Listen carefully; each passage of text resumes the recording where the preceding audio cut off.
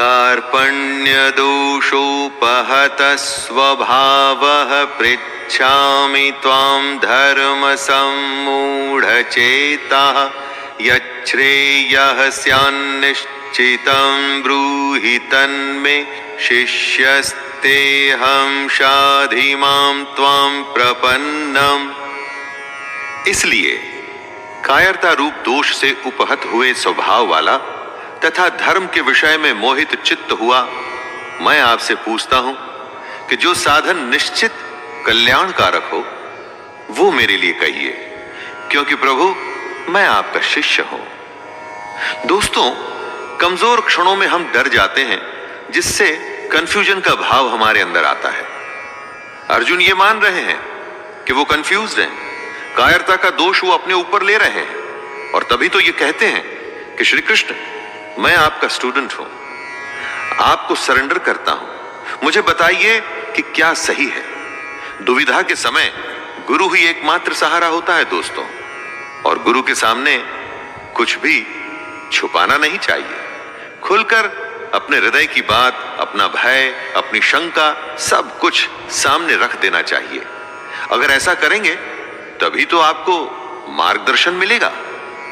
प्रपश्यामि ममापनुद्याद्यच्छोकमुच्छोषणमिन्द्रियाणाम् अवाप्य भूमा वसपत्रमृद्धम् राज्यं सुराणामपि चाधिपत्यम्।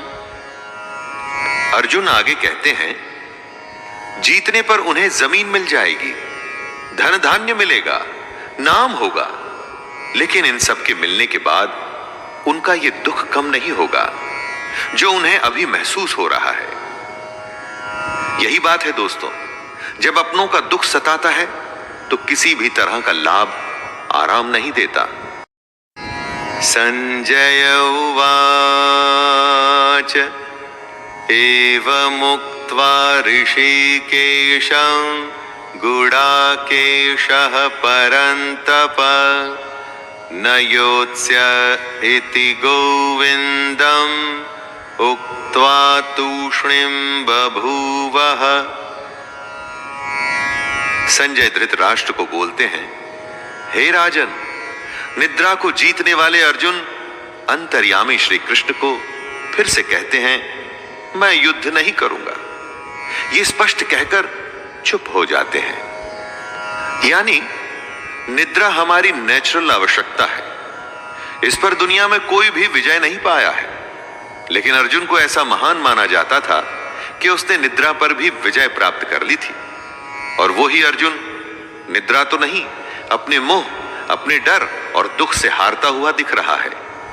किस समय कौन सी दुर्बलता हम पर हावी हो जाए और कुछ समय के लिए हम उससे हार मान लें, ये कहना बड़ा मुश्किल है। जब अर्जुन के साथ ऐसा हुआ है दोस्तों, तो हमारे साथ भी हो सकता है।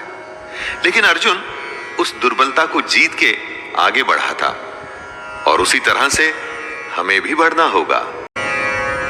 तमुवाच ऋषिकेशः प्रहसन्निव भारत सेनयोरुभयोर्मध्ये विषिदन्तम् इदं वचः।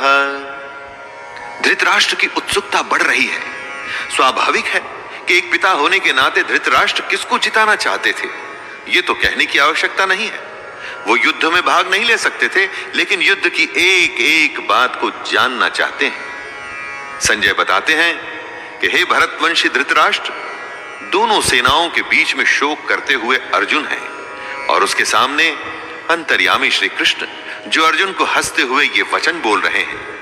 एक तरफ रोता हुआ कमजोर डरा हुआ बालक जैसे कि अर्जुन, और दूसरी तरफ त्रिकालदर्शी कृष्ण है।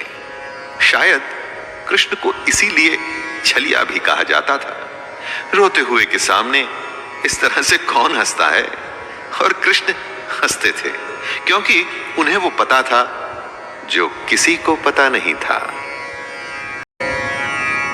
श्री भगवानुवाच अशोच्यानन्वशोचस्त्वं प्रज्ञां वादांश्च भाषसे गतासु न गतासुंश्च नानुशोचन्ति पंडिताः। श्री कृष्ण का गीता ज्ञान अब यहां से आरंभ हो रहा है दोस्तों। भगवान बोले, हे अर्जुन, तू न शोक करने योग्य मनुष्यों के लिए शोक करता है और पंडितों की तरह मुझसे बातें करता है, परंतु जिनके प्राण चले गए हैं उनके लिए और जिनके प्राण नहीं गए हैं उनके लिए भी पंडित जन शोक नहीं करते। कृष्ण का ज्ञान अंतिम सत्य है। वो अर्जुन से कहते हैं कि तुम पंडितों की तरह बातें भी नहीं कर रहे और ना तुम ज्ञानियों की तरह बातें कर रहे हो। जो पंडित और जो ज्ञानी होते हैं वो किसी के जीवित रहने पर या जीवित न रहने पर भी शोक नहीं करते, अर्थात इस दुनिया में किसी भी बात का शोक नहीं करना चाहिए। न त्वैवाहं जातु नासं न त्वं नेमे जनाधिपः न चैव न भविष्यामः सर्वे वयमतः परम्। हे अर्जुन, न तो ऐसा ही है कि किसी काल में मैं नहीं था, तू नहीं था, अथवा ये राजा लोग नहीं थे, और न ऐसा ही है कि इससे आगे हम सब नहीं रहेंगे।